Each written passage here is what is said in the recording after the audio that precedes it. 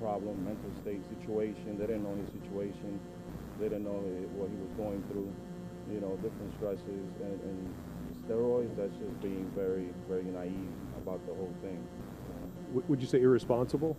Totally irresponsible, but, you know, saying that steroids is it, you know, there's no confirmed, you know, research saying that steroids leads to mental illness, you know, or stress, or anything that has to do with the brain, you know, in order to snap that way, you know, and just basically everyday life makes you snap.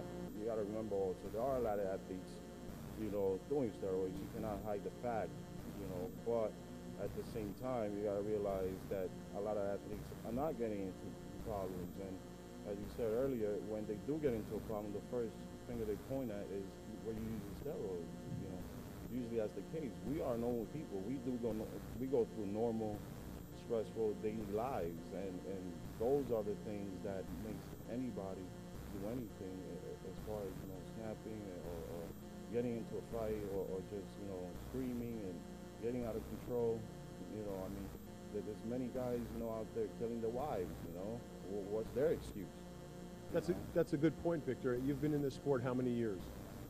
So far, I've been in it 16 years. 16 years, and I imagine you've run across a few competitive bodybuilders who've taken steroids. Quite a few. Have any of them killed their wives and kids? No, they haven't killed their wives, they haven't killed their kids, they haven't, you know, shot up a high school or anything like that. You know, I mean, you look at steroids, okay, you cannot disperse steroids as freely as you can, but you can give Vioxx and get a heart attack, you know. You can give a whole list of drugs.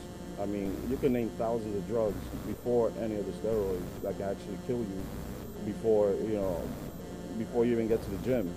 In all of your experience in the 16 years that you've been in bodybuilding, you know anyone who has died as a direct result of steroid use? As a direct result, no.